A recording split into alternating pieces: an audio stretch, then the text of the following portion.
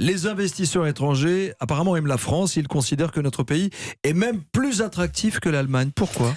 Oui, alors ça peut sembler contradictoire par rapport à tous les sinistres industriels dont on parle le plus en ce moment. Ford qui a décidé de fermer son site de Blanquefort avec 850 salariés, General Electric qui veut supprimer plus de 1000 emplois à Belfort, etc. Et pourtant, bien au-delà de ces cas très douloureux, se cache une autre réalité, c'est que la France, effectivement, est le pays d'Europe qui attire le plus d'investissements étrangers juste après le Royaume-Uni, mais devant l'Allemagne pour la première fois, selon un recensement effectué par le cabinet de conseil EY.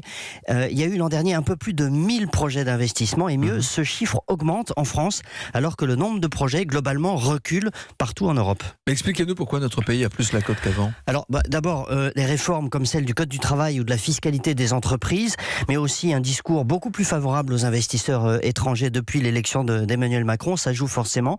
Et puis alors en sens inverse, vous avez le Brexit qui, même si c'est toujours pas matérialisé juridiquement, pénalise le Royaume-Uni, ce qui fait que les investisseurs, notamment américains, regardent davantage ailleurs en Europe. Ce sont d'ailleurs les sociétés américaines qui ont le plus de projets d'investissement en France, nettement devant les allemandes. Et puis j'ajoute un autre facteur très puissant qui est cité par de nombreux chefs d'entreprise, c'est la qualité de la recherche en France. Bon, la recherche française à la cote ?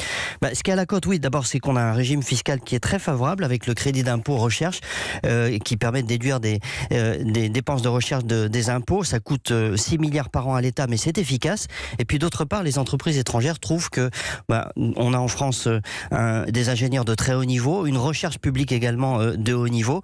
Il y a plus d'investissements étrangers dans des centres de recherche et développement français en France qu'en Allemagne ou au Royaume-Uni réunis.